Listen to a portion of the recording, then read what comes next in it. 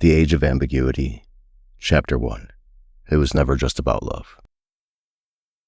People talk about heartbreak as if it were one familiar human pain. You lose someone, you miss them, you cry over them, think about them too much, drag yourself through the days, and wait for time to sand down the sharpest edges. Sometimes that's exactly what happens. A bond was real, a loss was real. The grief hurts because something meaningful is gone and your life has learned its new shape without it. But a great deal of what gets called heartbreak is heavier than grief and harder to admit out loud.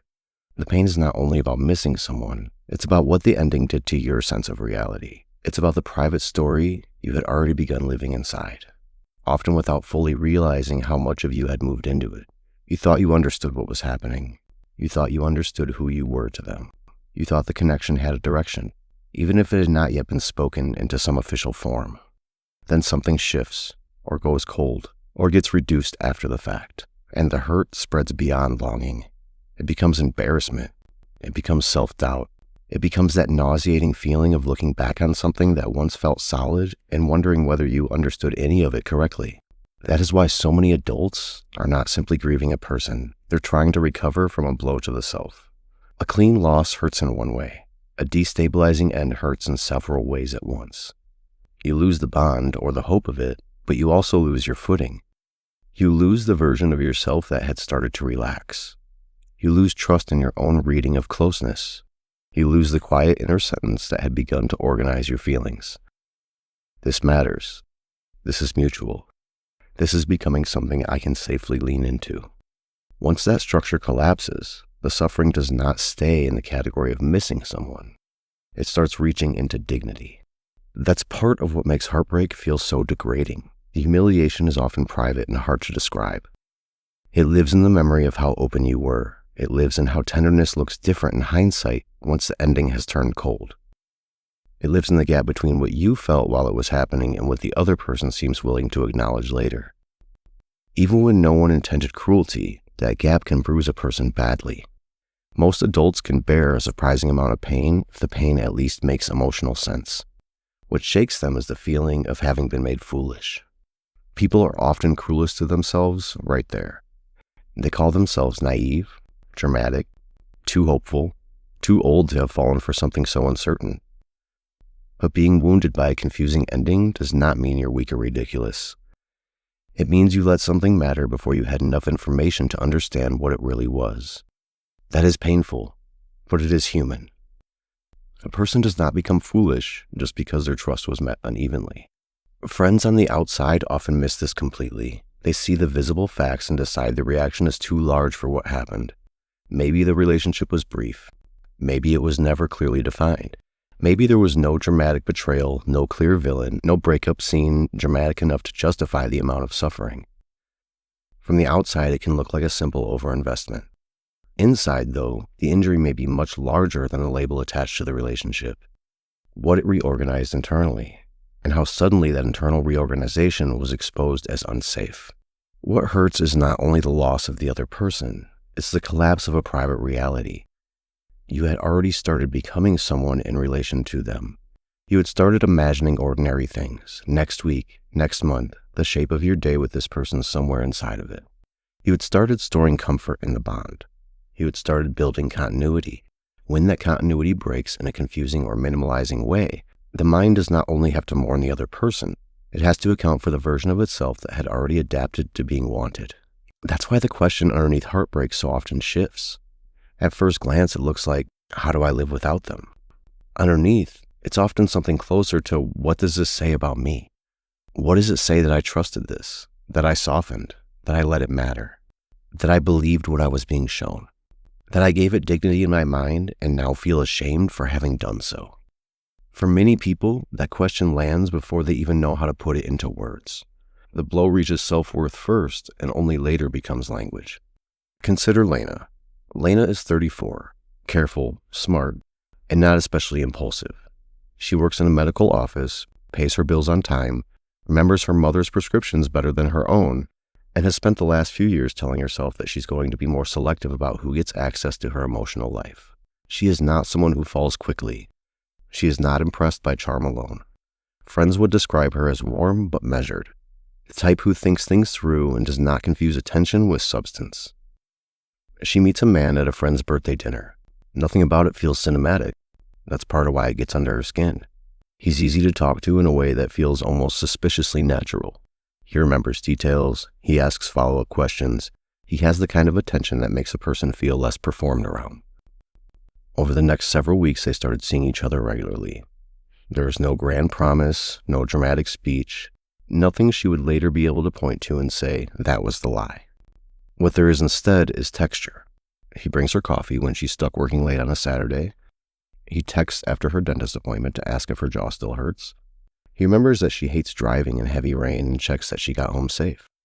One night while she's rinsing a plate in the sink, he kisses her forehead in that unthinking domestic way that means more than a polished line ever could. He leaves a toothbrush at her place. She buys a cereal he likes without really noticing she started doing it. They began speaking in a language of continuation, not fantasy, not performance, just the quiet grammar of ordinary closeness. Next time, when we go, you'd like this place. Enough to let her nervous system stop bracing. That is what changes her. Not one big declaration. Sequence, repetition, the slow building sense that this person is becoming part of the structure of her life. Her body starts organizing around that assumption. She saves funny things to tell him later. She starts planning her week with him somewhere in it. She becomes softer with her own time because now there's somebody she wants to make room for. The shift is quiet, domestic, almost embarrassingly normal. That's what makes it real. Then the tone changes. He doesn't turn cruel. He doesn't disappear in one clean cut. He simply becomes harder to find emotionally. His messages are still there, but flatter. Plans get vaguer. He's warm in person and harder to read the moment he leaves. Lena senses the change before she lets herself name it. She tells herself not to become paranoid. She has promised herself she will not become one of those who turns every shift in tone into a crisis. So she does what many adults do when they're trying to keep their dignity intact. She makes room for uncertainty and calls it maturity. For a few weeks, she lives inside that compromise. Enough warmth returns to keep her from trusting her own alarm. They spend a Friday night together that feels almost like the old rhythm. He strokes her back while they fall asleep. In the morning, he kisses her shoulder and says he missed this. She drives home relieved, almost embarrassed by how quickly relief takes her over. She tells herself she knew she was overthinking it. 2 days later, he barely answers her. When she finally asks whether something has changed, he said he's in a complicated place and does not want to promise more than he can give. He tells her he cares about her. He tells her she is wonderful. He tells her he thought she understood he was not in a place for anything serious. The words are calm. That almost makes it worse. There's no explosion large enough for the injury she feels. No obvious crime. No scene her friends can rally around cleanly. Just a slow, terrible realization that the connection she'd been living inside and the connection he is now describing are not the same connection. That night she barely sleeps. Over the next month, her life starts fraying in small, humiliating ways. She rereads old messages at work, not because she's trying to revive the romance in some way, but because she's trying to figure out whether she missed the warning signs or imagined the depth of it. She forgets routine things at the office. A coworker asks whether she's feeling okay because she seems distracted. Her sister says he sounds emotionally unavailable and that Lena should be glad it ended before it got worse. Lena nods because the sentence is sensible, and she goes home and cries in the shower because gratitude has nothing to do with the injury. The injury is not just disappointment. It's the feeling of having handed real weight to something that now sounds, in retrospect, thin and deniable. She feels stupid. That's the word she doesn't say out loud. Not sad, not heartbroken in a poetic sense. Stupid. Stupid for trusting the sequence of tenderness. Stupid for letting her inner life reorganize around it. Stupid for being as affected as she was by something she can already hear herself minimizing when she talks about it. It wasn't that serious. I don't even know why it got to me this much. It sounds dumb when I say it. Each sentence is an attempt to defend against the more painful truth underneath.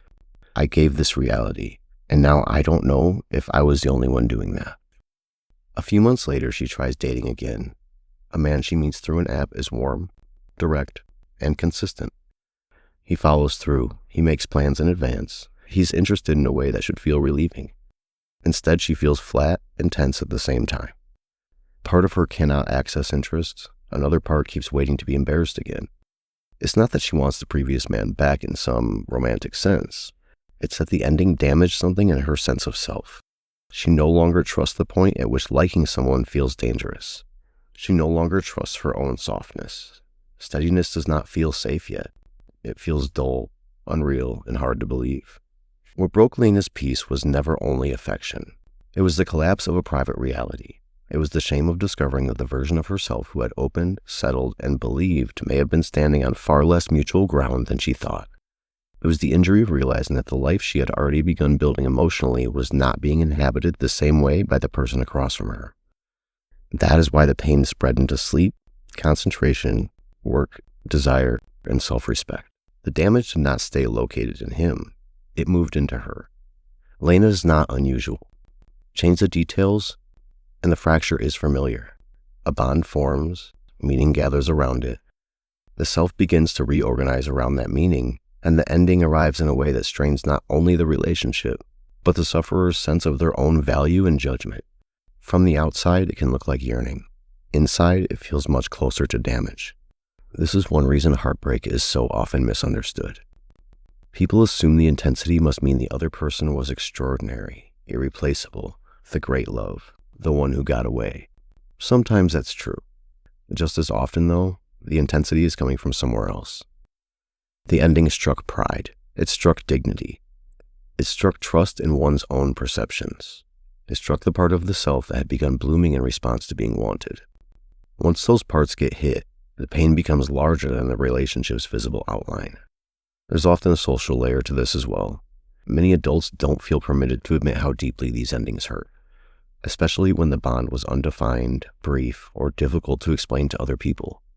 If there's no socially approved language for what was lost, there's often no socially approved language for the size of the injury either. So the person starts shrinking their own experience to make it sound reasonable. They call it a fling, a weird thing, something casual, something they should be over by now. Meanwhile, their dignity's in pieces. They're carrying shame, self-doubt, and a private sense of their own emotional reality has become difficult to defend. That kind of illegible pain can turn especially cruel inside the mind. The inner voice hardens. You should have known better. You should not have let it matter that much. You should not still be affected. You should be able to explain this more cleanly than you can.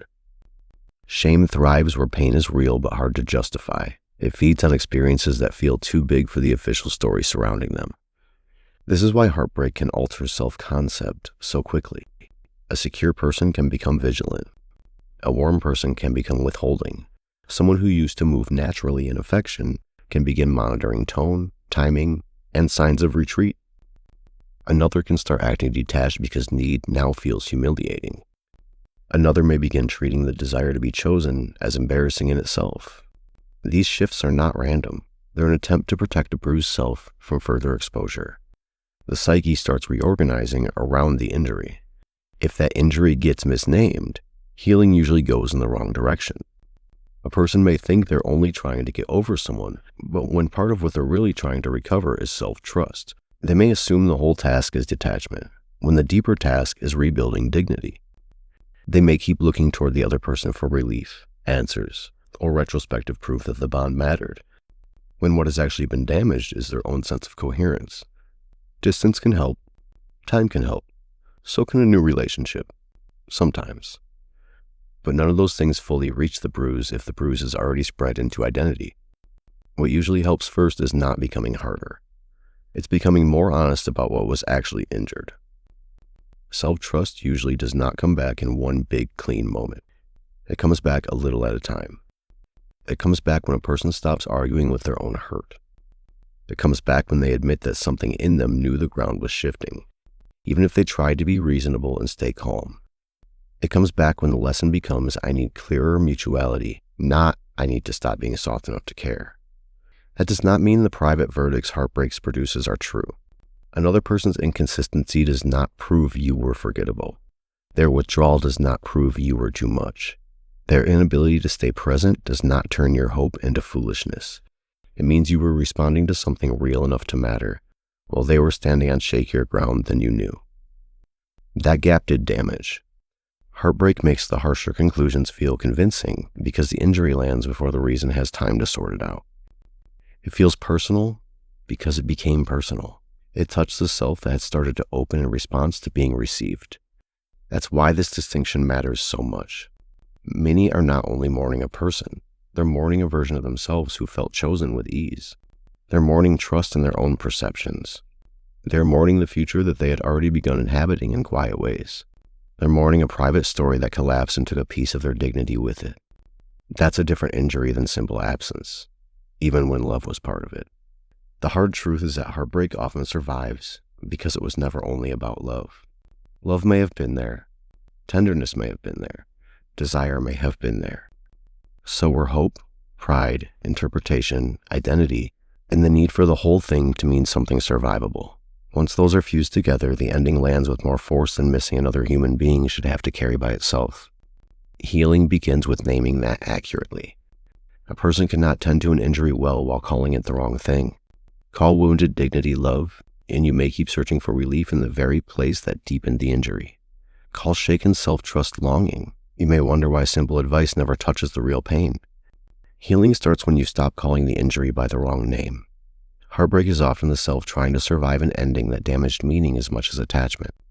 Once you see that more clearly, the suffering stops looking weak, excessive, or melodramatic. It starts making more sense. That's where repair begins.